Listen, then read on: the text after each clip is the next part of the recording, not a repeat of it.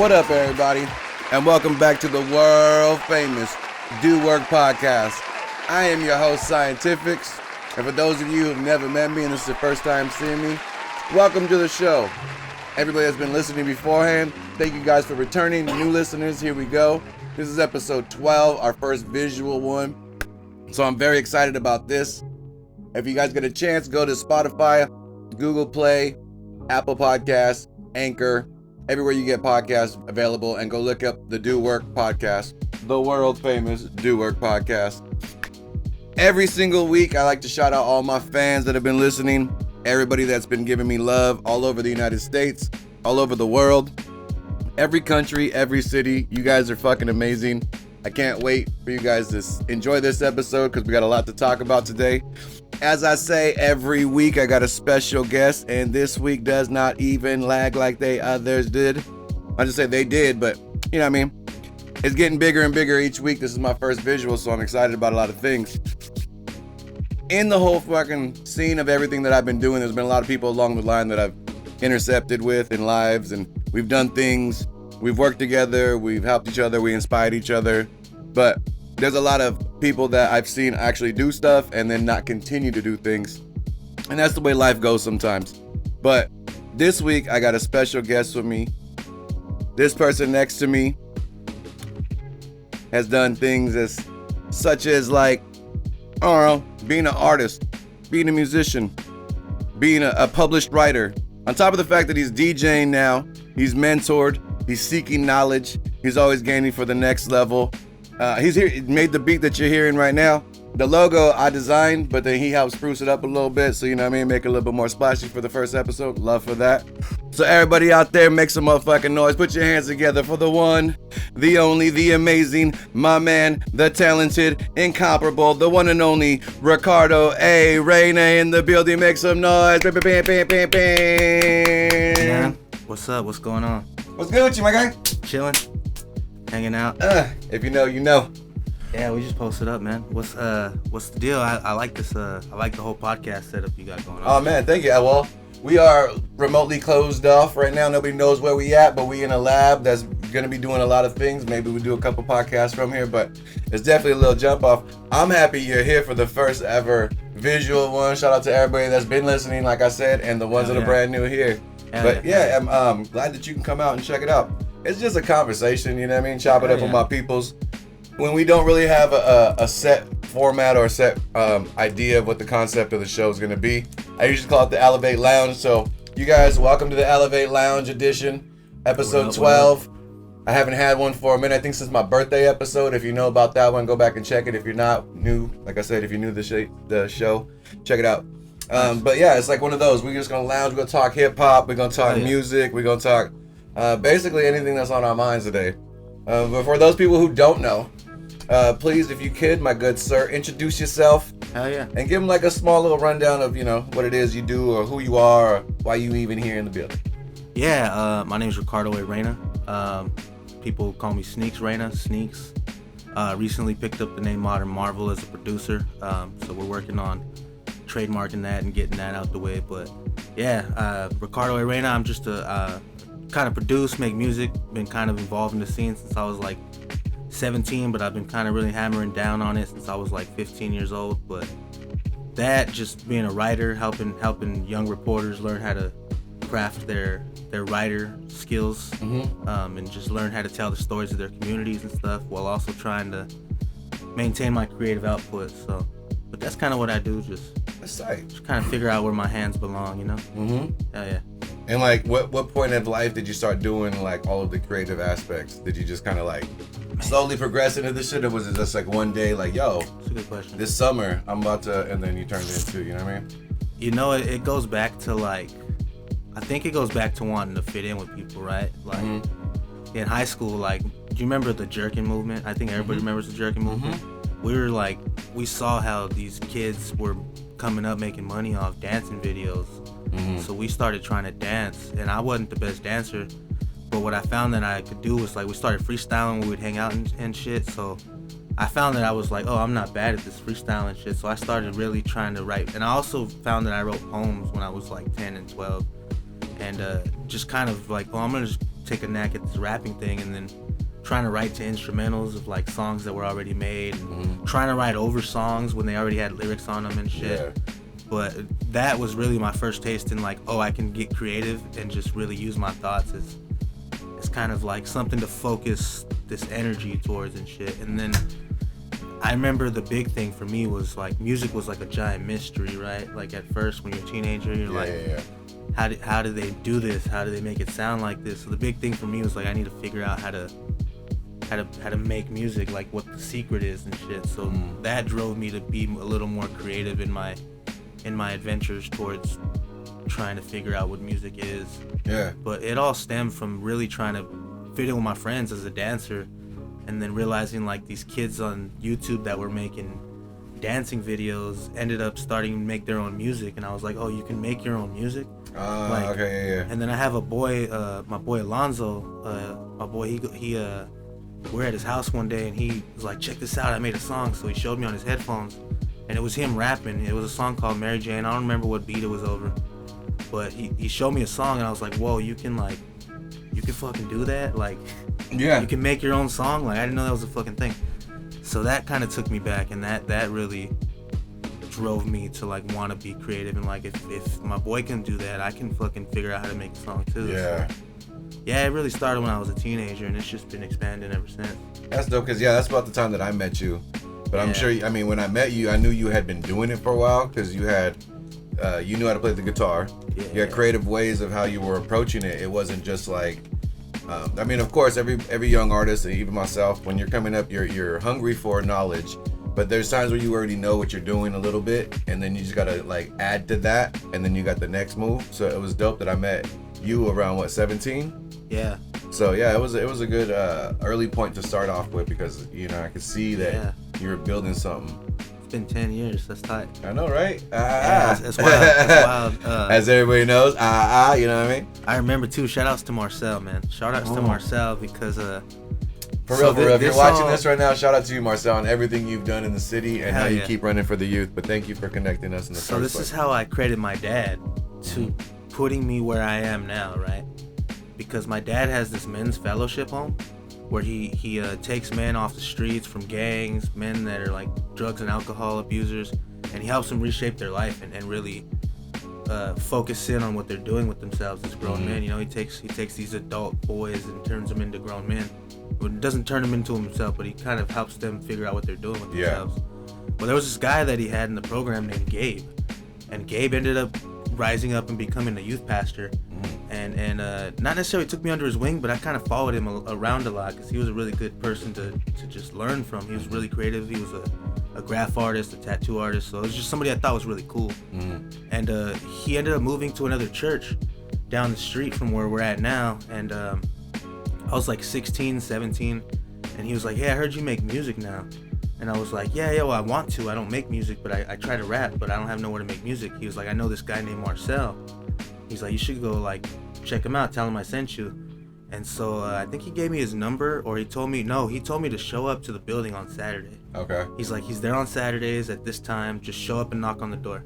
So I caught the 22 by the fairgrounds all the way to YFC, the Youth for Christ downtown, man, by Dickey's Playground. Right off the Visadero, if you know, you know. Yeah, and I knocked on the door, and this dude opens up the door, and he's like, yeah, can I help you? And I'm like, yeah, I'm here for Marcel. I was told he can help me make music. He's like, I'm Marcel. And I'm like, oh yeah, somebody sent me and they told me you can help me make music. He's like, yeah, come in. And that was it, man. Me and Marcel have been locked down since. It's been 10 years. He's been one of my greatest allies and mentors. That's dope. But yeah, it all started because my dad just raised up different men, and one of those guys ended up connecting me with somebody that I've been with for the last 10 years. So it's a real full circle thing. Yeah, because I met you through Marcel fixing B-Free's computer. Yeah. And I was doing B-Free's album as his engineer. Yeah. And then he brought him to the studio. Marcel was like, hey, would you mind coming out and showing some, kids and I had stuff? known Marcel for maybe less than a month at that point. Okay. Because I had went over to the studio. I had a girlfriend at the time, and I had convinced her to go with me because I didn't want to show up alone. And I had been going for like the last few weeks, and then one day he was like, hey, we're gonna have this guy come over. He's like an audio engineer, and like he's gonna like show you guys some shit. It's like, hell yeah, I'll be there. And then that's when we hit it off, man. We've been linked up ever since too. It's been crazy to me how strong some of the relationships I have become, because when I met some of you guys, I didn't think that we'd be where we are now, definitely. Yeah, what I found too is like a lot of the relationships that I've kept over the years is people that actually had intent for what they wanted out of their life.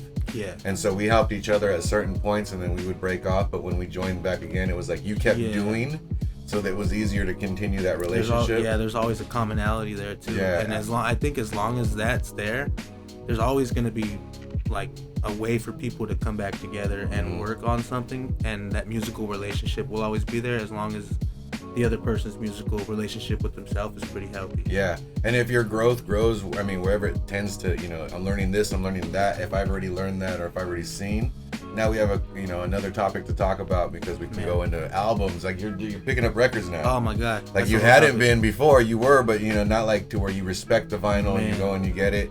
And so now I've been doing that since that's how I started. This is exactly how I started, with going and getting records. So it's good to be able to have that. So it's interesting, right? Me and you have this weird point where we're almost crossing over, because you went from doing that to evolving into what we have now, the technology. I started with the technology because that was what we had, and I slowly started falling in love with, like, oh, this is how they did shit back then, and like the analog, the throwback, the analog side of it, and the real like vinyl, like really getting down and learning your mixes and shit like that. So like there's this point where we both meet where it's like you go from that up to this, and I'm going up to this, down to that. Where we meet here, and it's like we can really appreciate what. And the access point changes sometimes. It shifts, because sometimes it's closer to analog and sometimes it's closer to digital. And it's like, man, and so there's a great appreciation for like turntables that I really still have. That I really just recently discovered, honestly. I'm not. And in that moment, that is true, because we're doing digital for the first time. We got the GoPro signed up. Got your stuff. I mean, everything's locked in to get, which gives me a visual effect, but also we're putting together a history behind it too, which makes sense, because this is what you are doing right now.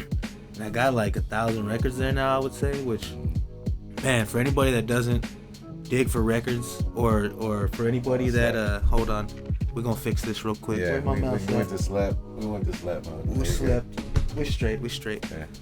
Yeah. But as I was saying, for anybody that doesn't appreciate the art of sampling, like, because I saw this video not too long ago that said like sampling is dying, and which I wouldn't necessarily fully agree with that, but I would say there are some aspects with that statement that can be true in certain ways. Like Erykah Badu said this thing in an interview I was watching, where she was like, if you listen to old New York recordings, they just sound a lot warmer and shit. And she's like, that's just because of the way they were recorded, and with the window open in the apartment with like a microphone, so you caught a lot of that liveliness, actual live people outside and shit. And she said when you go into a studio, it's not that you're necessarily taking that away, but it's just not there. And the same thing for like samples, like a lot of the old, because that's where hip hop came from, because you have like these big rich engineers and shit that were making like really good albums and really professional albums, but then you had the people on the streets that didn't have any of that equipment. They didn't have a guitar, a piano. They just had a record player and some of their parents' records. So you took like that live aspect of real instrumentation, and you're sampling it and you're kind of reorchestrating it to make something out of it. You could still feel like trickles of that life that was in that song that you just flipped. And where and this isn't a bash to original work at all, but like when you go into a studio and you're really trying to be original, because it's so hard to be original, that sometimes it ends up being a little repetitive almost, or almost, if you find a formula for something that's original, you kind of tend to use that formula over and over because it works. And then with that, you get these almost rinse and repeat styles. But there's an art to sampling, because it really opens up the scope to just different soundscapes in a way. But that's a whole nother topic that can take hours to get into. But even with that too, tape and magnetism and recording, was different back then, because everything was analog. So you're recording, and the energy in the room is getting magnetized towards that vinyl. You know what I mean? The sounds of outside, that if you had a tape deck and a microphone, the rawness of how early those feels their actual energy. You know what I mean? And not everybody had a Shure 57. You know, sometimes somebody just had like whatever the Radio Shack was or throwback. But the soundness and the warmth came from the analogness of it all, because there was no digital exactness where it would take everything and say this is what it's supposed to look like. Like if you took a photo, even now digital cameras are so exact that it looks exactly the way it's supposed to. But back then, the pictures of your grandparents or the pictures of certain people have that flair to them, because there is that, this is what our film looked like. This is what our lenses look like. You know what I mean? And so you get that natural warmth to it. And when you try to come too precise and too exact, it kind of strips it a little bit. But she was right, because those older tracks, those older musics, they were recorded in a way that was like, we don't have the major studios, even bands that were in there. Yeah. You know, the label might have given them $30,000 to record the album, and at that time, that's like giving somebody, you know, $200,000-$300,000. What was that Nas video where he's fucking they're like I think Premier's like set up in the fucking hallway and he's in the bathroom across the hall and shit. It's just crazy. But that's really how it had to be sometimes.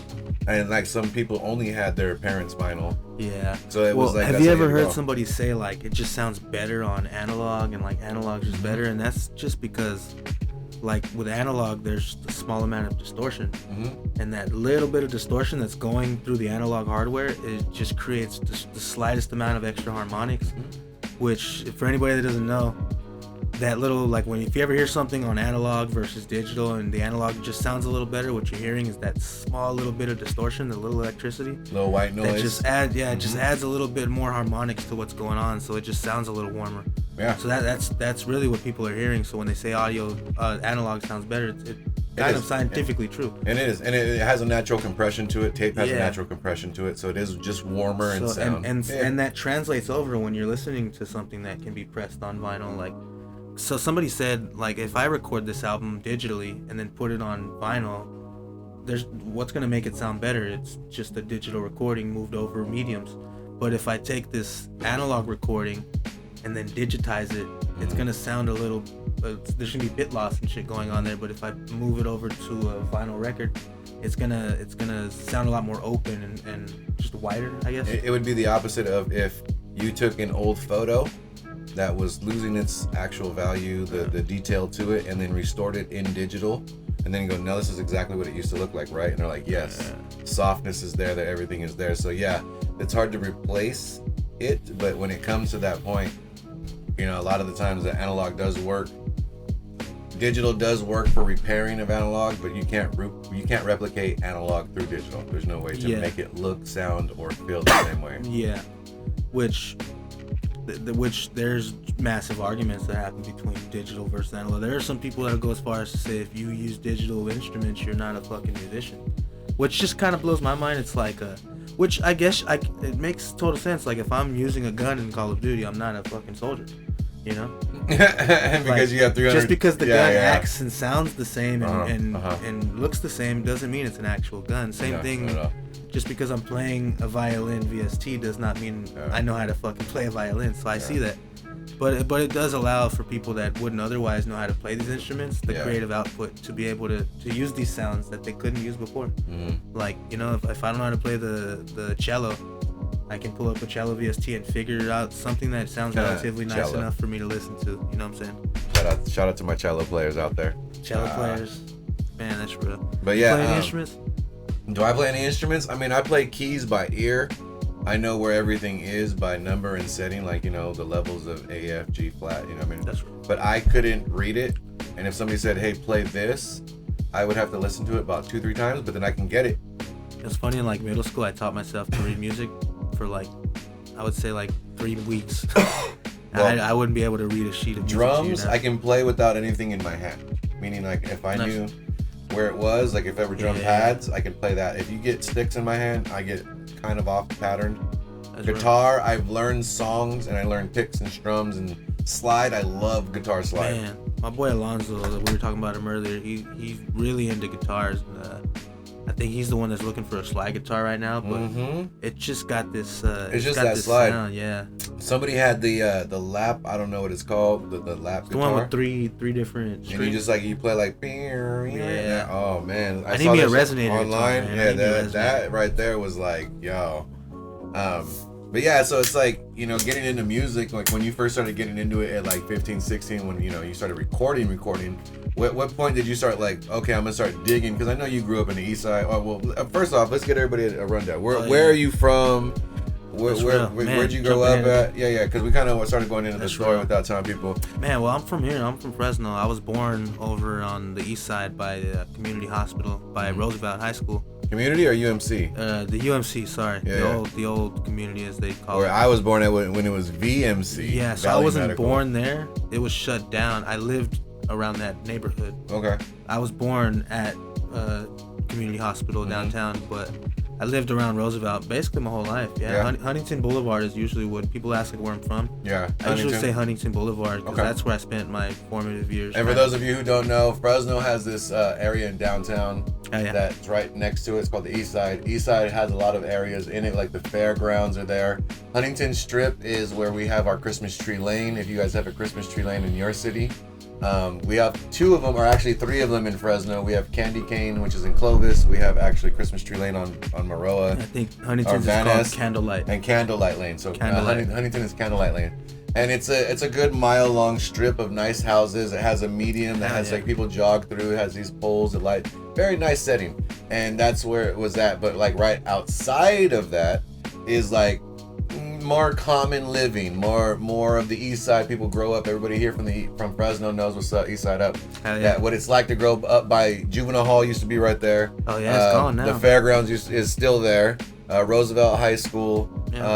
Tons of food, tons of markets. It wasn't until I slightly moved away from that area a little bit. They put a Taco Bell, they put a Subway. Yeah. They knocked down all the bad places. I'm like, man, what's going on here? You found a little play. Wait till I got out of there. Wait until we got out of there. But yeah, so like growing up in the East Side, like I grew up right.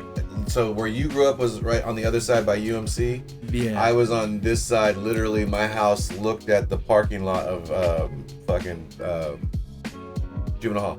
Okay, yeah. So I'm on 10th. I'm on 10th and Lane. You're like on. I'm on 11th and Balch. Okay, so yeah, we went up, went over. Yeah, that's where I was at. So. Okay. But yeah, that's kind of where I grew up, and then spent my teenage years there, just running around Huntington, and kind of that's just kind of where I'm from. So if you grew up in the East Side, or you didn't grow up in the East Side of Fresno, but if you did, you know what it is. But if you didn't, oldies are playing. Cruising down Kings Canyon. Yeah. There's a strip from a lot of runners. First to like Peach Willow area is a strip called Kings Canyon, and everybody used to cruise that back and forth on both sides. It's like if you made a really bad cake, right? If the neighborhood was like a really shitty cake, but you just had a really nice icing over it and it looked nice on the outside. Huntington would be like the nice icing over the shitty cake. Yeah, the fairgrounds in Huntington. Because Huntington looks really nice. It's like a really nice boulevard, trees, and totally really nice big ass houses. Then you go over a block and it's like it's not the best place. Not as big houses, dead grass, like that. You know what I mean? But where are we going from there? No, I was just saying like because we were talking about like going into like growing up from the East Side because we were talking about how you started going into music itself, but I wanted to take it back because you're talking about sampling and how music and all this stuff. But growing up in the East Side, for those people who don't know, there's a lot of oldies being played. There's a lot of West Coast hip hop being played. 97.9 here in Fresno plays a lot of like older stuff, and as we all get older, those songs start to add in from when you're growing up to like, damn, that was out when I was in junior high. R.I.P. Art LeBeau, man. Oh yeah, shout out to the king. Shout out. The God, rest in peace, Art LeBeau. Let's have a moment of silence for my guy. Yeah, real shit. For real, love you. Real talk. He raised everybody. Everybody's aunts, uncles, moms, dads, us, ourselves. Grew up listening to oldies, fell in love, made out with somebody, had a first crush.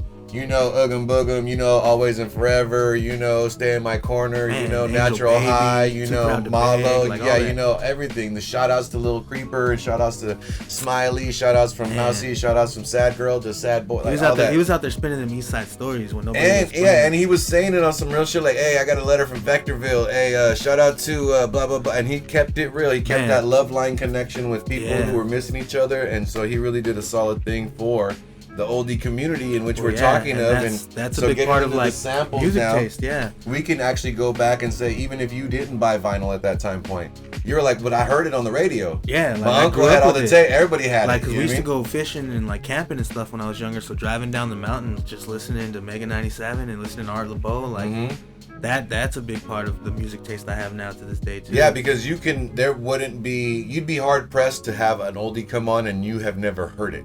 Yeah. Because you've gone from the oldies to the East Side Stories to the Art LeBeau specials. You'd be surprised, man. Sometimes I'll dig in there because I got so many vinyls. I don't know. Sometimes I don't really know what's all in there yet. So I'll pull something out and I may have bought because I saw one song that I knew. Throw something on and didn't know I knew this song, but it's something I've heard growing up. Or even know it was that artist. Even know it was that artist. Didn't know the title of it, didn't know the name, and it's like, whoa, this is that. So it's like, oh fuck yeah, this is a treat. So like really getting into that, and then not only that, in middle school, because I didn't get into hip hop until high school. But in middle school, I used to play with wrestlers a lot in like elementary school because I was really into wrestling. So like I used to have all these wrestlers. Shout out my WWFers before it was WWE. Yeah. You know what I mean? 80s baby. You know what I mean? And that kind of carried over because even in like the first half of like 7th grade, I still was phasing out of playing with toys, I guess. So I would play with my toys in the backyard, my wrestlers, and listen to the radio. That's when KRZR was around. Okay. And so I would flip through the radio. This is when people were still listening to the radio. And like, yeah. You look so confused when you say well, I'd be hard pressed. I mean, in the car, if you're like in the car. You'd be hard pressed to find a kid in his backyard flipping through a radio. He'd be on his iPad. Yeah, he's going to be, streaming. iHeartRadio. Yeah, and he would know what he wants to listen to already. I didn't know what I wanted to listen to, so I would flip through channels. From B95 or and I just found the best one to me would be KRZR because they just played the best shit. And so that's kind of where my music taste came from. I still am very much into classic rock and roll, like AC/DC, like Def Leppard, like shit like that. And then I'm also into like alternative rock. That's like hilarious that you think that's classic. Well, that's not classic. No, I know, but like, because for your time frame, that's really more is. Arena rock. That's more. No, but I mean, even at your point, 80s rock. I mean, it's classic. It's all classic now. Yeah. But I call it classic rock, I guess, because I'm listening to the Fox still. So that's shit they play on the Fox. Yeah. But like arena rock, like glam metal, like heavy metal, death metal, acid metal, like all these different forms of rock that you can just classify now as classic rock.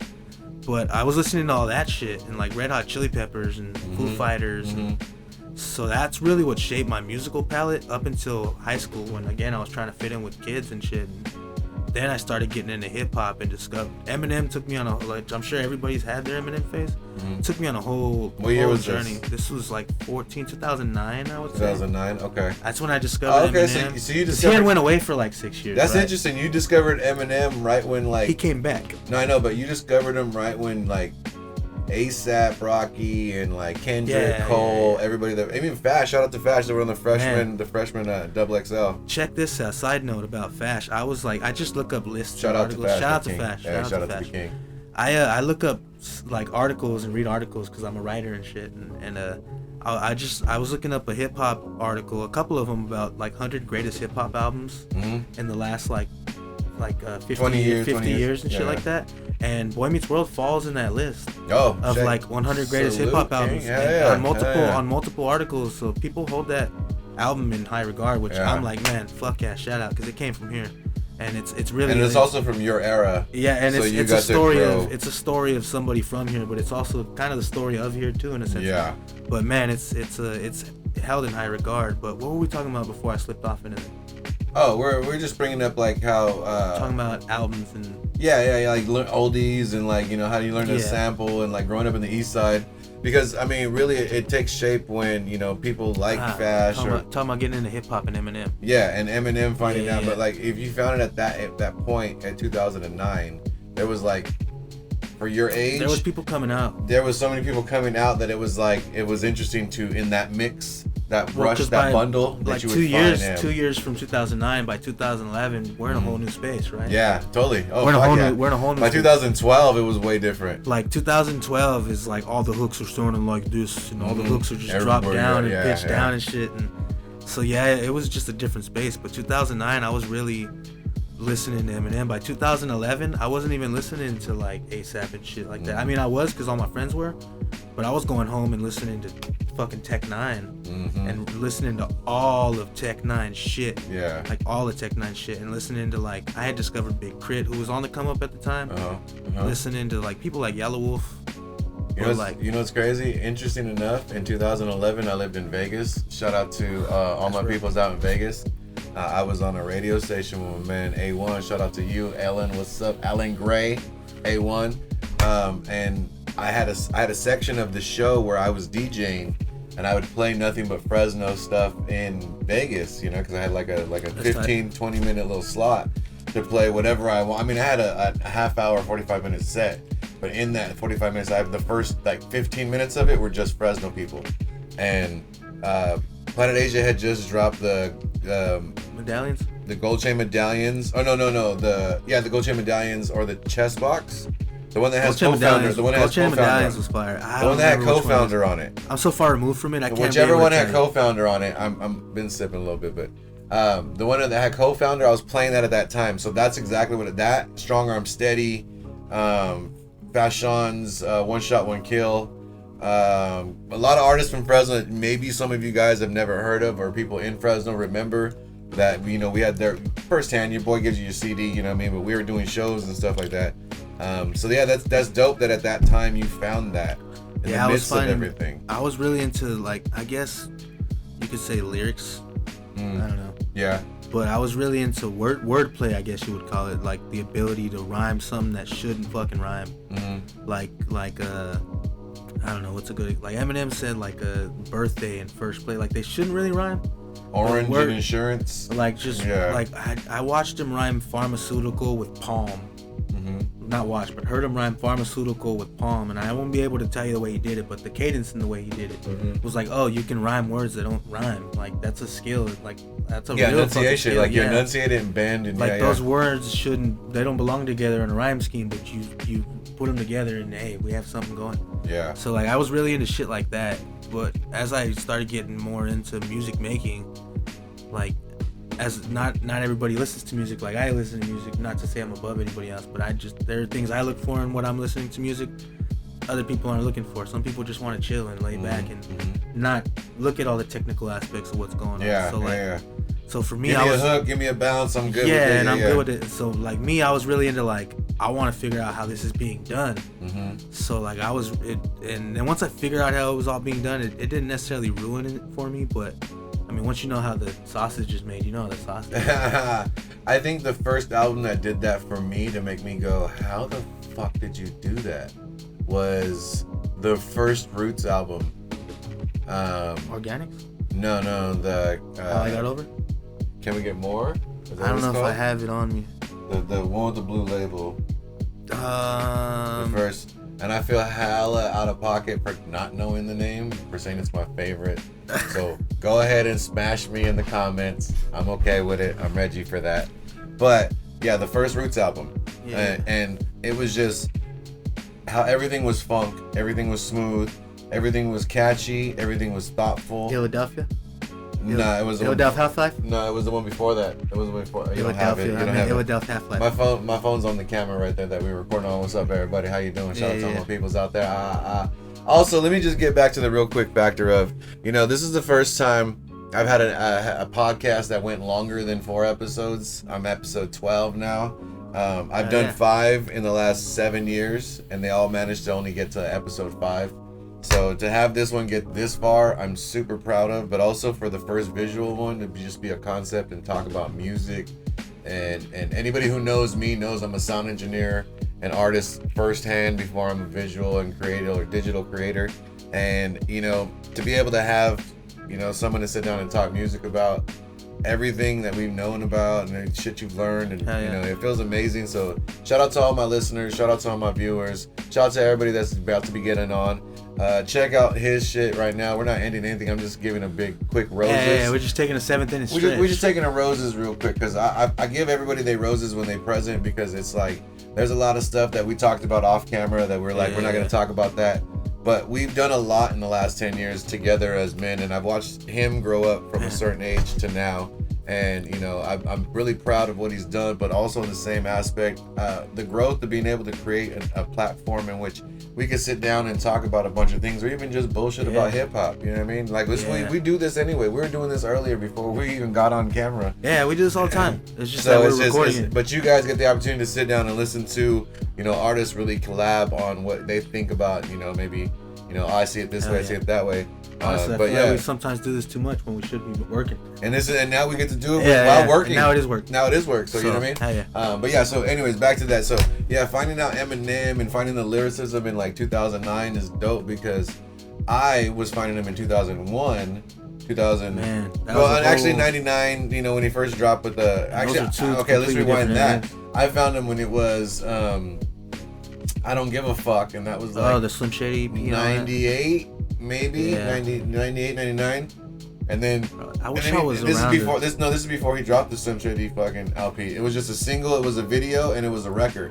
And my boy Randy, shout out to DJ Rantangle, he was a DJ that he was in a DJ pool, so he got all the vinyl pool stuff and everything that was new. So a couple of those. There was singles that he had gotten, and one of them was I Don't Give a Fuck by Eminem. And we looked at the label, all of us were looking at it like, Eminem, like the candy.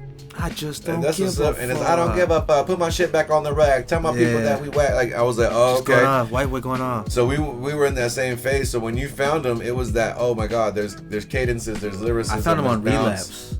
Really? Wow. But I found him when he was like when Relapse released. I didn't necessarily say that Relapse was what I found. Yeah. But I found him during Relapse. During that time frame. What was the first one that got you on? The shit that I remember hearing was his disses. So like I remember hearing all the Ja Rule and Benzino disses and the. Oh yeah, those are good. Like those were all when they were happening. Oh my God, when they were happening, shit was hilarious. To me, as a teenager, it was hilarious. Like, as a 14-year-old who's like learning about all this, to me it was like, you can say this shit to people, like you can do that.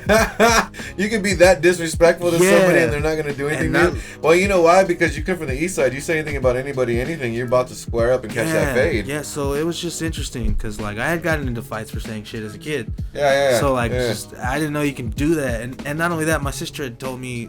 She had told me this afterwards, but it's something that looking back, I was like, yeah, she's kind of right. She was like, Tupac like was wild and he said wild shit. And like at the time, everybody's like, well, it's crazy he's saying wild shit. But then Eminem came around and like totally crossed another threshold with the wild shit that was being said. So like it was like, whoa, this is even crazier than, because not to say Tupac said some wild shit, but he's very outspoken about his what. He would put a lot of his shit into his music as far as what was happening outside of his like in this life. I mean, if you start a song saying that's why I fucked your bitch, you fat motherfucker. I mean, it's pretty wild. It's pretty wild. That's pretty. So like, but Eminem would cross that line as well, and so my sister was like, there was that person not giving a fuck, and there was a whole nother level of not giving a fuck, and I feel like once Eminem crossed that line, now it's not necessarily shocking, but now everybody does it. Yeah. Like it opened the door for everybody to do it. So when people do it, it's not necessarily special because it's not a special thing. But you saw like the shock value of it. It lost shock value. Yeah. Now it's like, more just like everybody doesn't care. All right, it's like if it's Christmas every day, what does Christmas mean? So it's like, So I think once you open the door for that shit. Analogy. But once you open the door for that, it's like, well, now anything can be said. Okay. Since we're doing that, I just had this conversation with somebody the other day. Tell me what you think about this. What? Sean Kingston ruined R&B and love in this sense.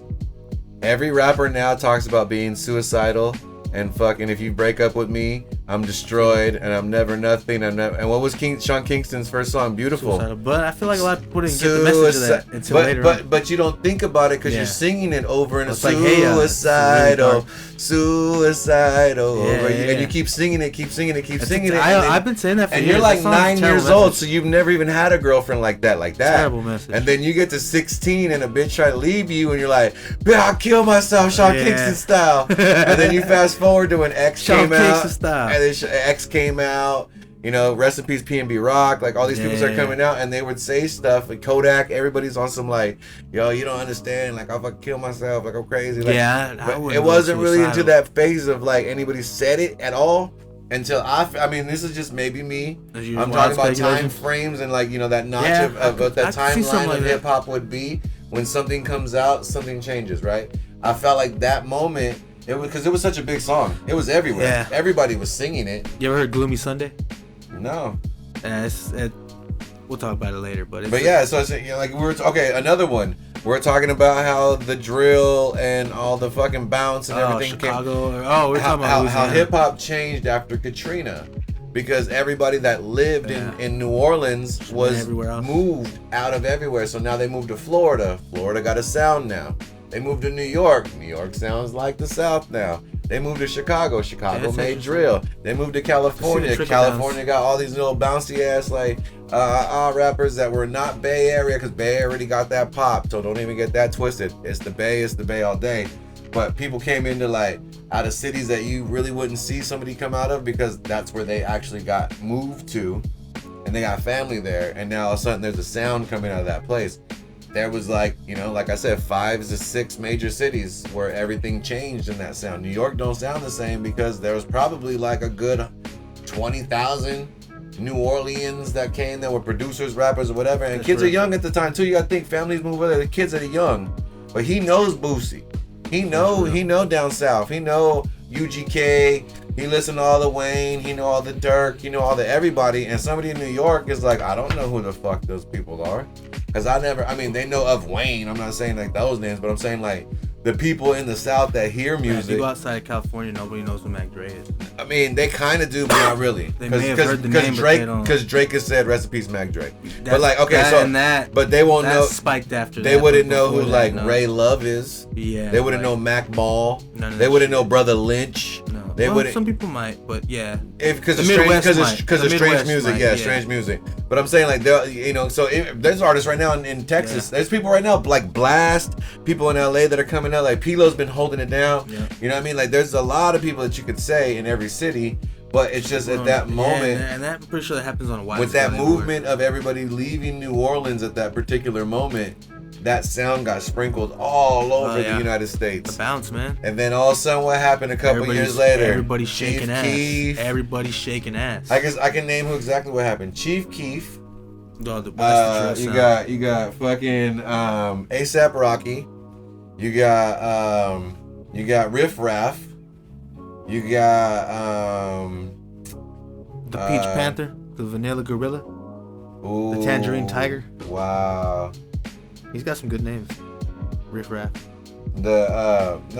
Jody High Roller, bro. Jody High Roller, the Peach Panther, the Vanilla Gorilla, the Tangerine Tiger. Like, come on, what else do you need from the man? He's giving it all to you. Come on, take it all in. And he died in his husky, all blue with him and matched it. Take it all in. He's tiptoeing. That's what I'm saying. There's just moments in hip hop that I feel like I saw where I could be completely wrong. I'm sure the comments are gonna eat me up. What about this? What about that? What about this? I'm just saying, as an artist, as a person that was in the industry, as an engineer, and even just as a fan of hip hop, when I saw something happen, I was like, that ain't never happened. And then I watched what happened after that, because everything's a cause and effect in hip hop. And even if an artist passes away, they don't want to replace that person. You can't. But the sound and people that sound like that and the energy, that's what they want to replace. Before they pass away, it's just if it makes money, like. The thing is, though, there's a couple people. That song just. No, but think about this. 5 million sales. I will give this to the last 10 years and 15 years of music, that anybody who has passed away in the last 15 years, there was no way to mimic that artistry, because it was so young, so fresh, and there was no way to know what it would have created. There's no new Little Peeps. There's no new XXXTentacion. There's no new Juice WRLDs. You know what I mean? There's no new, because you couldn't mimic that. It was just barely becoming. And so, you know what I mean? Like, if anybody mimicked it, it'd be like, oh, well, of course you sound like, but you wouldn't know. That's right. But that's dope, man. So, okay, so now that you've been getting into vinyl, how long is it? Maybe that you've been just digging into vinyl shit. Man, honestly, I don't even know the time frame, but I do know I spent this entire fucking summer like hammering down and laying on floors, like Raging Records, Tower Records, fucking Mad Monk, even Rasputin's, because they're going out of business now, but it's like they got the 50 cent pins and shit. So just kind of going. It's just a bin full of 50 Cent records. Just 50 Cent, just a bunch of copies of the Massacre. Yeah, just the Massacre. Just all the Massacre. Candy shop singles. Just a candy shop. Man, speaking of that, I went to Raging Records and I was digging through the maxis, and I saw like a couple maxi singles, and then behind that was like 15 copies of Crazy Bones Thug on the line, and I was like, that's disrespectful. Like, what the fuck are they all doing here? But it's maxi singles, so.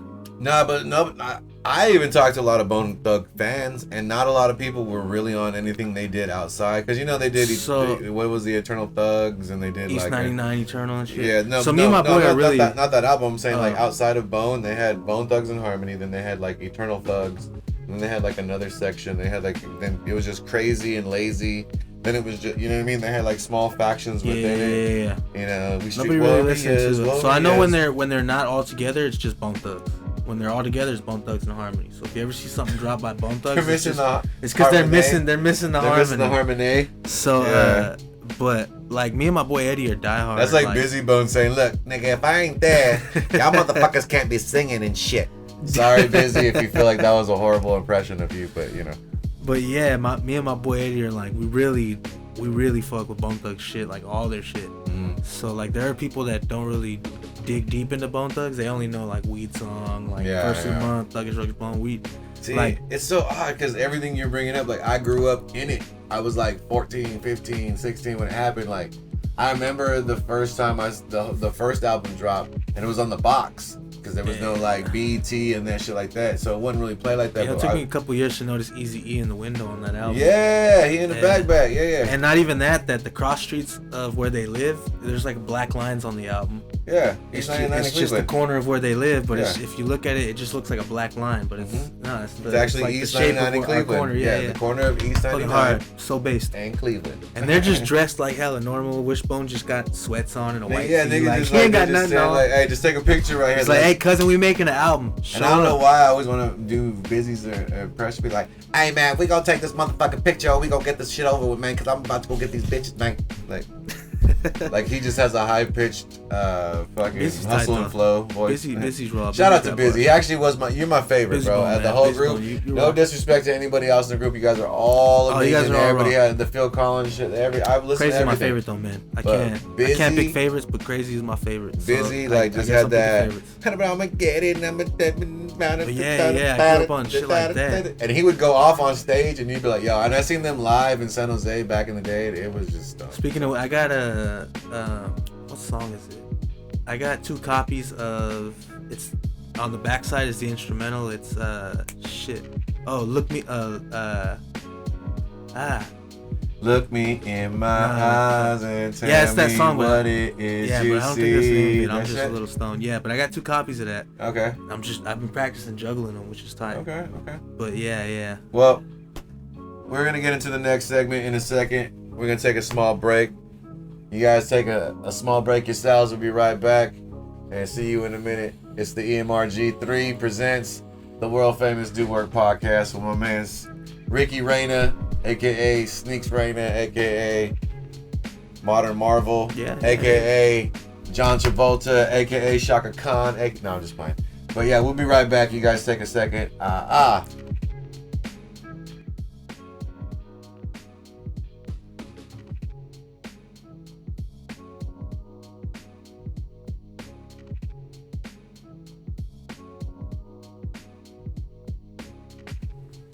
What up, everybody? We back at the world famous Do Work podcast, and I'm your host, Scientifics.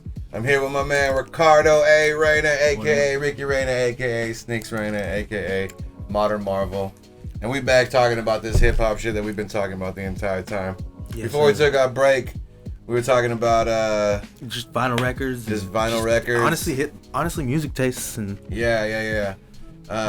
So going into like you creating stuff, we got to the point where we met, told a little life story, talked some hip hop. Tell me about how like 2020 hit you, and was like, how did you switch up what you were doing? Because I know everybody has like it switched me this way personally, but you have a career that you have to actually be outside and entertain, or be outside and observe people doing entertaining. So tell me how it changed, but also like with that, how did you personally start to shift differently? Because at this point you're a different age, you know what I mean? Like a person. Two fucking years. It's crazy. Yeah, it is. 2 years have gone by quick. Honestly, man, I was on a roll before the pandemic. Like I was going to school, so I was trying to get I still am going to school, so I don't want it to sound like I'm not going to school. Go to school, I'm going to school. But I was trying to get my 4-year degree in like 3 years. Okay. I was really racing and taking as many classes as possible. not taking summer breaks, like going to school over the summers, and really just having like a total of like 5 to 6 weeks off a year. And then when the pandemic happened, because I was writing for the school paper at the time and really just reporting and getting my writing game up. And the pandemic happened, and it was like Harry Potter, bro. Like in the second movie, like the little whispers, like we're gonna shut down the school. So like this is how I kind of imagine it being like without the internet too. Like back probably when you were younger, like you hear whispers of shit on the streets, like you just hear a conversation as you're walking by. It's like that's like the whispers on the streets. And so I would hear like they're gonna shut the school down, and like I would hear that walking around campus, and it's like they can't fucking do that. Then they shut the school down, and I was like, oh shit. So I remember me and my boy Rupture were walking home from school, from campus, and I remember looking at him like, bro, we're probably, because it was supposed to be 2 weeks. We're gonna shut it down for 2 weeks. Everything's gonna come back. I remember looking at him like, yo, we're gonna be gone for a while, son. Like, we ain't coming back here for a minute. And he's like, you think so? I'm like, nah, I just feel like we ain't coming back for a hot minute. Yeah, who shuts down for 2 weeks? Yeah, like it's not gonna shut down for 2 weeks. And then it ended up being like over a year or so. But in the process, I was still going to classes online. But then I got a job offering to be the social media manager and graphic designer for a startup company. It's a cannabis company out of Lemoore. So I was they gave me some good money. So I was like, well, let me see if I can work and go to college. And then in the process, boss man was like, yo, you need to come work for us more. Like, take a break from school. And so all online classes. You're killing it on the graphic design side? Yeah, so all online classes, it was easy to like not go to class and like just spend all day working. Making money. So then I was like, well shit, let me take a break from school and keep working. So I did that for a year. So for all 2020, or the end of 2020, like September to the end, and all of 2021 was just working for that company and shit. And then it really took a toll because I stopped going to school. So I mean, when you're working and making money, it's nice. Yeah. But when you're not actively doing something, like, you feel something for yourself. Yeah, you feel some type of way. Yeah, because like I wasn't really being creative as far as music, and I wasn't going to school working towards my degree. So it was like, well, shit, what am I doing? Like, what am I doing? And I ended up just really feeling stagnant, drinking a lot, like just not really being in my proper place. Yeah. So it was like, shit, I need to figure out what I'm doing. So after just parting ways with the company, because really there came a time where just their business model changed, and they weren't a delivery service anymore and just an online like company. So my job kind of got like cut down at the knees in a way where it's like, all right, well, what do I do now? So they try to give me things to do, but it just ended up being like fiddling out, like, well, shit, there's nothing I can do here, and I really want to go back to school. So it was just like having that happen, and then taking like 6 months in between work and school, where it was like, okay, that was the real hard time, like, because it was just 6 months of nothing. Now I'm not working or going to school. So it was like, damn, and then just playing fucking video games. Halo had just came out.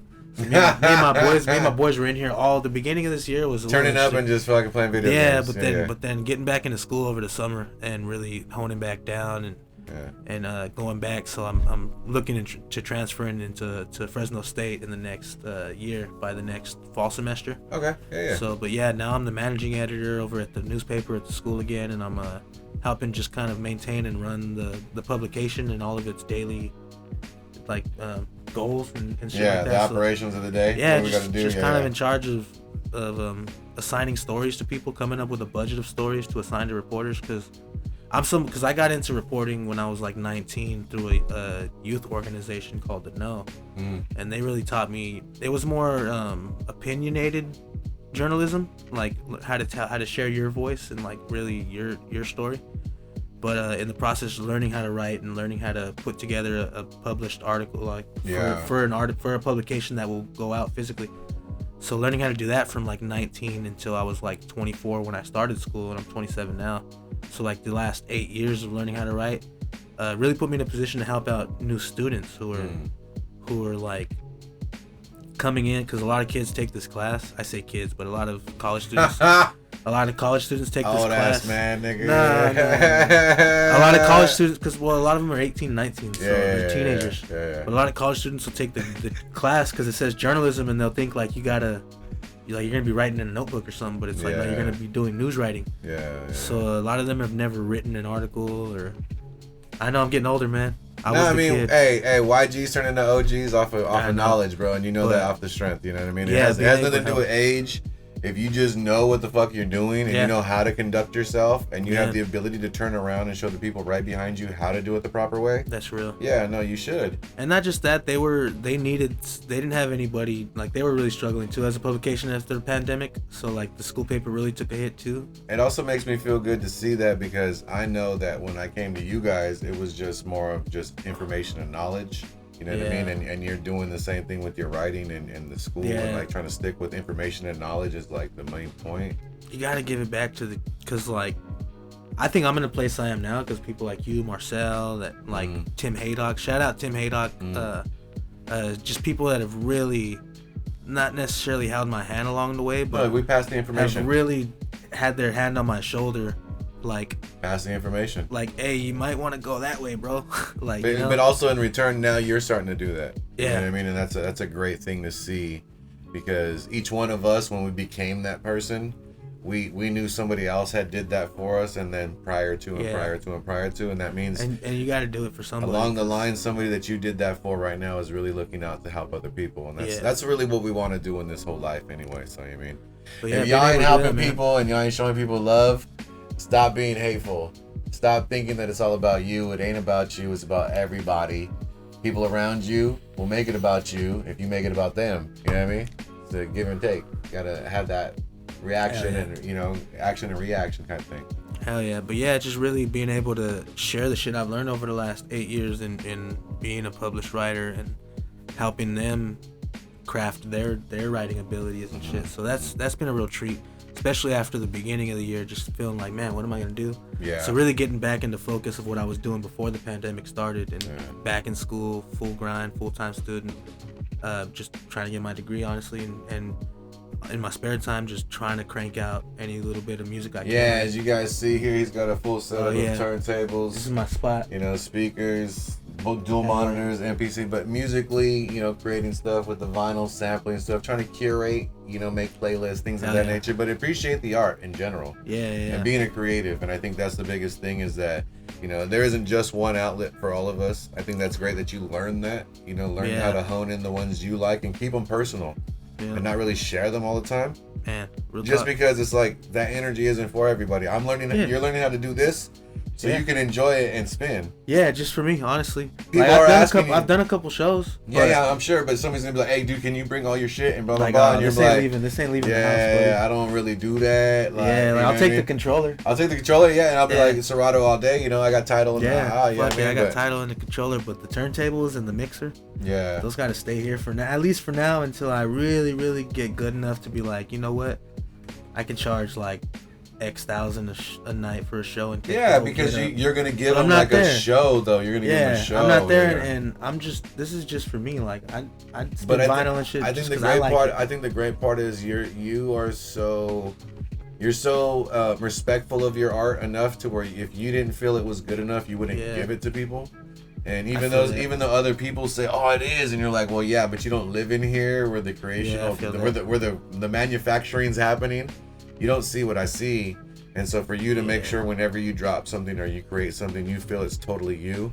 I give that big props. And also, once you give it up, like you're giving it up. But also in a social media like me world, you're like, yo, dude, I need to give you what's good. I've been like that. Like, we all have as artists in general. I've had friends look at me like when I was younger and be like, bro, that's not you, man. Like just dress with the chains and have like all my. I remember that. I remember those days. And like, denim jacket, denim vest with the just the whole get up and like it felt nice and it looked really good, but like. That nigga did not. He said, look, it looked really good. Maybe not. Shout out, it felt good, but then it looked really good. Like I was out. It was all right. Nah, but I mean that's real. That's honesty though, because at that time frame, but just going through that, like that was my swag. That was like how I rocked it. Yeah. And you decorated it well. Each one of us is our own personal Christmas tree at that point. And I've had phases where I was like, yo, I was really out here with the designers, and I had the ahhh. You know what I mean? But now, you know what I mean? It's really about like just finding artistically what makes you feel good in the world. What's interesting now too is like I got better clothes and shit now than I did then, but I don't be flashy with it. Like, shout out to everybody first for saying that. Thank you very much. If you guys want, you guys check it out online. The 324 clothing line will be revamping. I have an IG, which is 324 clothing, but it will be getting revamped. But he has the MF Doom.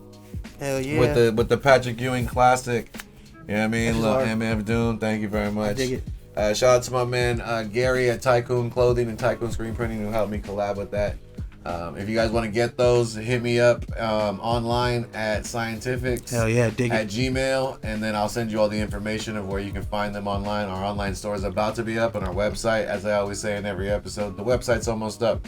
I think I'm on episode 12 now. Yeah, I'm on episode 12. And I've been saying that since episode 2. I think it's going to be my running joke, but yeah. It's just one of those things where, you know, we're trying to expand everything, you know, and if you guys get a chance, check it out. Check out anything that this guy creates. We're going to have all of the ats and everything in a minute, and pages and stuff you can follow in the description as well. So if you check us online at any of our IGs or Facebooks or whatever, all links and everything will be in the thing. But it's like we were saying, man, like the whole look at me or like look what I just did mentality. It doesn't always. It is nice to have your work looked at and like, oh, that's fucking raw. But then if you look at somebody and they ain't doing shit, then you got all the attention on you. Sometimes too, like we were just talking about this a couple hours ago, like watching Mark Rebier and like how his shit, it's just live looping and like it only has to exist on YouTube, and if that's the only place it ever exists, that's okay, because like it doesn't need to be on an album, or it doesn't. Nobody needs to rap over any of this, or like it's just like if it only exists there, that's fine. Cause like it was only meant like I'm sure people go back and listen to that shit multiple times a day, but it's just something he made once and moved on from. But we found artists that we only can hear on iTunes or only on Spotify or only on Tidal, and that's what that YouTube is his platform. That's it. What I'm getting at is like sometimes it's okay for your art or your craft to just exist in the space where it's at, and that's it. Mm-hmm. Like, cause it's. I mean, it's like getting your reps in a way. It's like practice. You're just learning to love your craft. You're having a musical relationship with yourself is fucking important. I think it's one of the most important things if you plan on being an artist. Yeah. Because if you don't have a good musical relationship, like with just music in general, it's gonna start clashing with how you try to perceive music. Because music isn't a tool to make a lot of money really fast or become famous. It's an art form.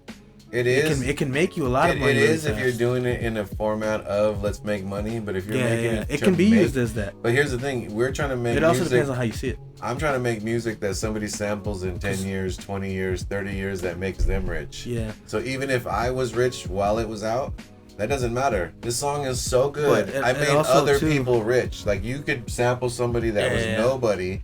Make that money, then you hit them up because they, connect. Well, sometimes music's all you have too. If you look at somebody somebody like a little baby who was like, "Yo, music, I gotta make money with this shit, or I'm gonna fucking fail." Like So like, there are people who approach it like that. Like this is absolutely a tool to make me money, to get me as which it very much athletics has become, would be which it very much has become. But I just practice it in more of a personal like.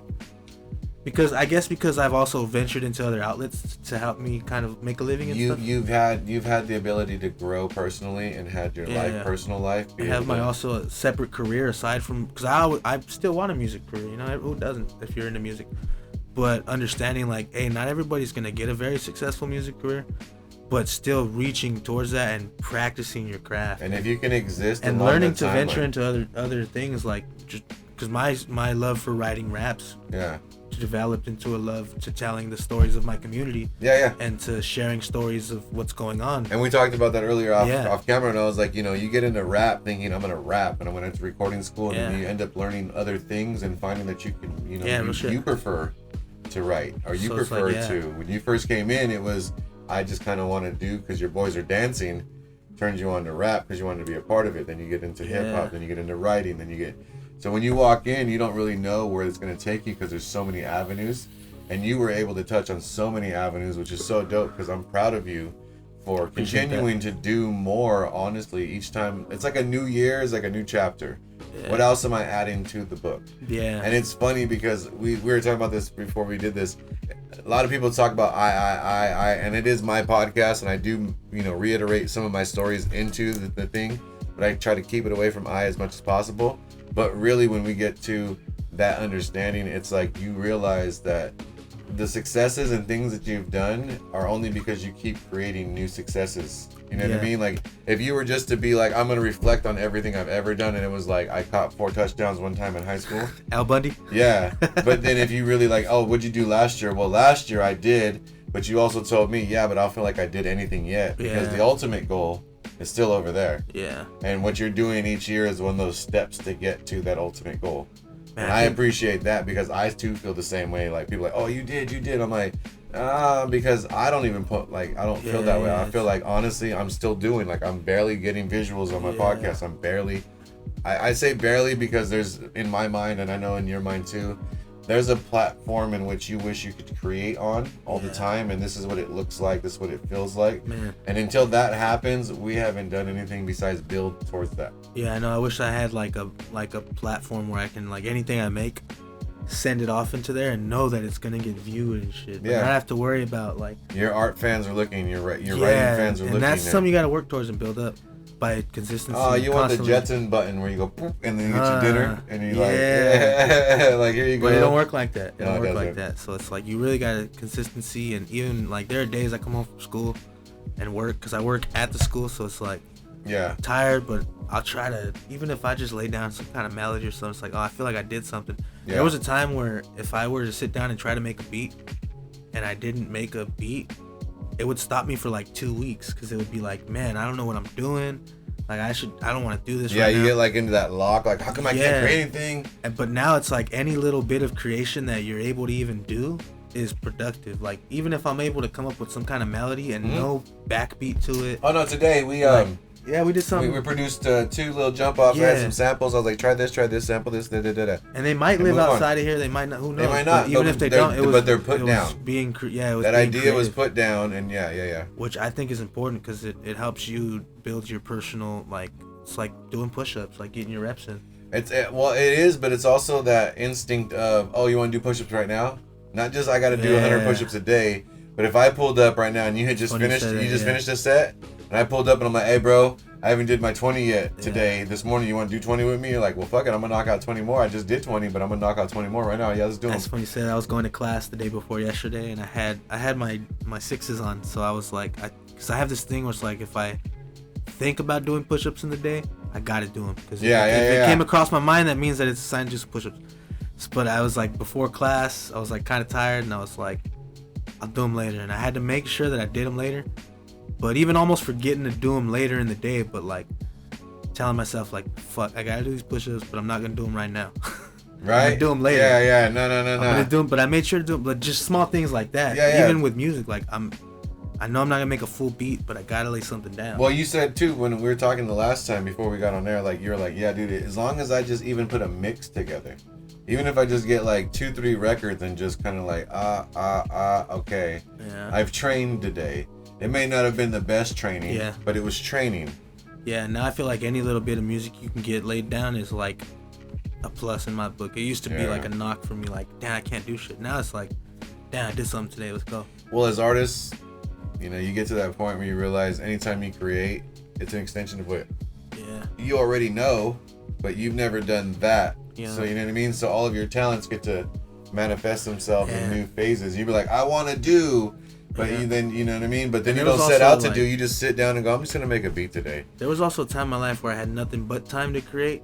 And now that my time is sparing in between when I'm able to create, it's like, okay, now I really got to make sure that I'm doing something. Because if not, I can accidentally spend a year making nothing. You know, like accidentally. Does it feel like if you worked out all the time, but then all of a sudden you broke your leg and now you realize how much you miss working out?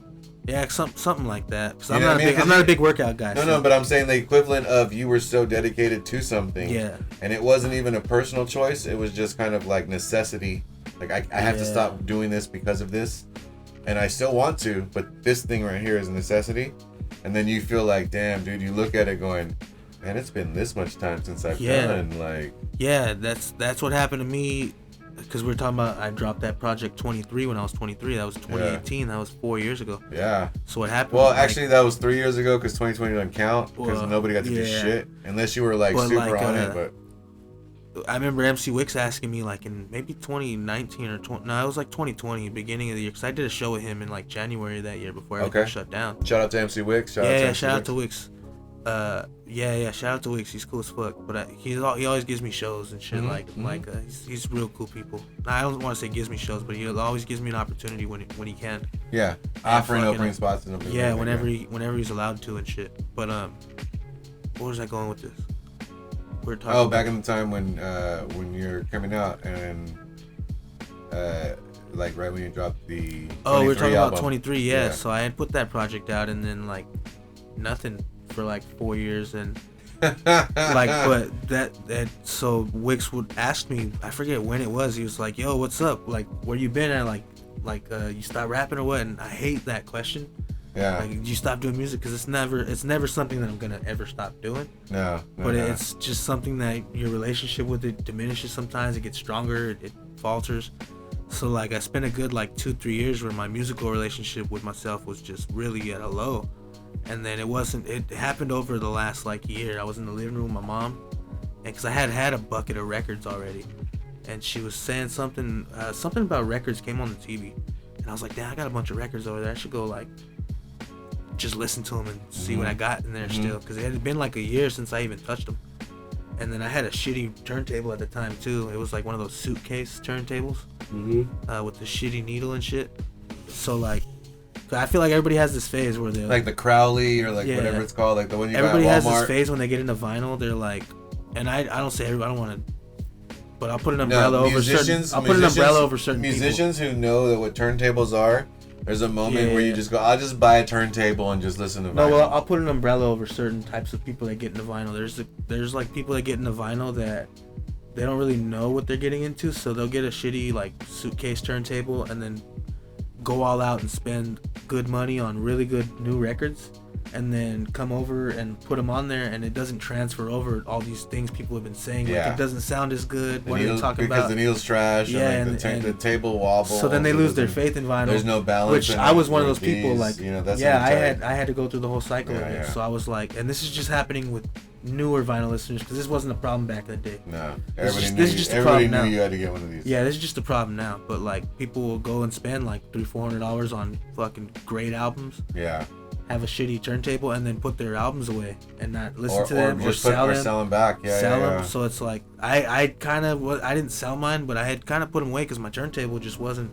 It wasn't at the par. Yeah. So then I came back and started looking at them. I was like, I need to get a better turntable, and that led me down the rabbit hole of like, oh, there's a whole world of turntablism, and it's like so that led me to where we are now with my whole setup. But, and I like it. And if you guys can't see, but there's an MF Doom with the shirt that he had on. I got the sticker.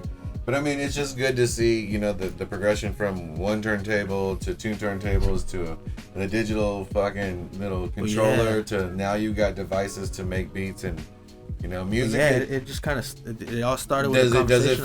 Does it feel like though, like I was saying, I used exercise as a metaphor, but do you feel like this is like your mental exercise at the end of the night? Like if you've been thinking about other shit and you've been writing and you've been school and you've been all of a sudden to get your little workout on, you just go, you know what? Boom, boom, clack, boom, boom, boom, boom, clack. Well, I think it has to be too, because like I'll spend like 30 minutes making the beat. Yeah. And then I'll spend like an hour walking around the room to the beat. Yeah. Chilling, vibing, smoking, like just kind of hanging out. I'll throw a scratch record on and start scratching to what I just made. Like just kind of creating a space for myself to really just Because you always look to hear that and see that, and then now you're creating it. So that's cool. So like being able to what would be dope is if we can get you like an art gallery. That'd be cool. Like how we had, remember when we had Studio 12, me and Byron? Yeah. If you had a space that about that size where people could walk through daily and you just came through from hour to hour, like say 4 to 8. Or cool. Whenever you're done with school, whatever time frame, and it would just be like, you come in, you turn up, you play some shit. There's visuals here, there's the equipment here, you got producer friends doing shit. It's just like a laboratory, a beat laboratory, if you will. Yeah.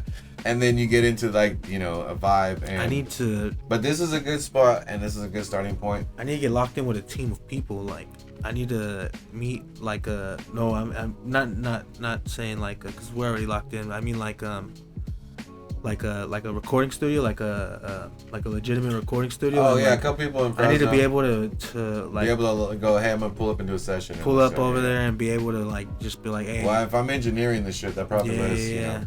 Anybody out But there we that's don't really in have Fresno too many of those in town that want to get down, I am a sound engineer. I am doing yeah. multimedias Same. and visuals. This guy does graphic design, the whole thing. So we could do CD covers and all that other shit to pay off for fucking studio time. Also, on top of that, pay you and get you more clients. Plus, you know, let's just do work. Hell yeah, yeah. I just need to get locked in at a place like a home studio where I can like go, not home studio, but a place where I'm like a building that has a full length. Yeah. Where I'm like I'm part of this fucking team here. Believe me, I've had them. It feels amazing. Like you said it earlier off air. You said if I had a full length studio, full professional studio, I think I would be able to bust out my best shit. And like you actually do, because it wasn't that I said that. It was like if you put me in a professional studio 10 years ago, I wouldn't know what I was doing. Now if today you put me in one, I would really love to be in one. You would flourish now because now I know what I'm doing. But you have to think, I've been through them when I didn't know what I was doing, when I kind of knew what I was doing, and when I knew what I was doing. Yeah. And each time I was like, it gave the freedom of knowing, even whatever thought we have right now, song with singer, even if it sounds like shit, it's gonna sound good because the studio's good. And the engineers are good. The idea is good. Yeah. Now the person executing the thing may not be the person, best. but we can do a demo that sounds amazing and make that person sound amazing. It's gonna be a very polished piece of and shit. it will be a very polished piece of shit. It'll be like, yo, yeah. But then turn it into, because we can introduce it to other artists and that find the singer and find the person and whatever. No, that's but right. having that full length studio does really make a huge difference, because even just having this on my very first visual episode 12, it gave a good dynamic and a good aesthetic to, you know, what's going on. And this is something you know, participate in every single day that you wouldn't figure would be something. But everybody, I hope you guys enjoy what you guys have seen today, because we did this, I just had that, he did that, we did that. We just made that real fast. Yeah, we got the beat slapping in the background. Yeah, I gotta get more people in here to collaborate. I feel like I built a space to collaborate in. Yeah. But it's just me. Well, I'm gonna be around a lot more now. I'm back in the scene. I've been on the podcast scene and doing the clothing thing for the last year and a half. But getting musically back involved with everybody, with, you know, introducing beats and producing. I showed you the beat I played earlier. Oh yeah, that's what's tight. I got some stuff that I got coming out, and then I got projects that I'm planning to do, plus events. So, you know, I'm stepping my foot back into I'm throwing my hat back into the ring and saying, hey, I am also a present player again in the game, because I think I have a lot of stuff that I've built up for. We all taken breaks just to get back to that rejuvenate. I was juvenated, lost it, and got juvenated again. Rejuvenation. I feel that. So, you know, with that, I can come back and see what everybody else is doing and say, hey guys, guess what? Remember when I left a long time ago and I was adding shit? Well, I got new shit to add on top of the shit that I had. Like I said, it's good that you took a break. It also just feels good to come back sometimes. I just want to create again, too, like everybody else. I think that's the biggest part, is that I feel as a creator, I lost a lot of my daily passion was creating and wanting to do something with it, and it turned into there was a time lot of work and a lot of like family stuff. And it's not that you lose a piece of yourself, it's just you lose a piece of your creative side in which you created. And I just felt like it needed a little bit of time and presence. And now it's time to get back to that. My daughter's old enough now. My oldest daughter's doing her thing. My granddaughter, I got a grandbaby. What's up? GILF and DILF status. And then my baby's 5, but she's in, you know, preschool or kindergarten now. She's doing soccer. She's good, so I can get back to creating. That's real. And then doing what we need to do. So it feels good to actually come back to this, because I'm like, oh, by the way, I got a shitload of vinyl. I got some Sahab stuff on vinyl. Sick. I got some shit that's one of a kind shit that I literally got from events. Like, hey, bro, have you ever seen? That's real. Some of them are still packaged. I haven't even opened them yet, just so I can be like, when we do it, just know when I pop this bit, we gonna make something out of this. I got a couple in there I haven't even opened that. And that folder that I gave you for the Fruity Loops. Oh yeah. Dude, there's so many I know we were in flipping there. some shit earlier with it. Yeah, so we're gonna create some stuff. Hell yeah, it's just gonna be sick. So since all this is going on, what do you want to promote right now? Like, to tell the people out there, what would you like to promote? Well, you got a page, you got social media pages, you got an event, you got any sort of like catalog coming up, you got anything? Like... I mean, I'm working on a beat tape. I mean, I'm not even necessarily working on it officially, but I'm planning on putting out a little beat tape. Just okay. My idea with it was, when I was younger, I didn't really have beats to rap to. Okay. And so I just want like some young teenager who's in high school that wants to rap to like be looking on YouTube for beats and just find this beat tape and like just. I just want to inspire. You want to be a type beats? Not necessarily. No, I just want to inspire people to rap. Okay, like, that's dope. I like. I'm not gonna put the beats out as individual beats. So with tell titles. It's gonna be one full length beat tape. Tell everybody what your social media pages are, so they can. My social media is at Sneakz at SNEAKZS on Twitter and Instagram. It's kind of my handle for everything. But yeah, that's kind of the place you can follow me. Well, what about your YouTube channel? Yeah, Super Red Space Couch. # Super Red Space Couch. It's a little astronaut with the red couch. So if you see that, go ahead and click subscribe. Okay. But yeah, we're gonna be dropping some beat tapes soon. Me and my boy Alonzo are planning on working on a project that we don't know if it's gonna.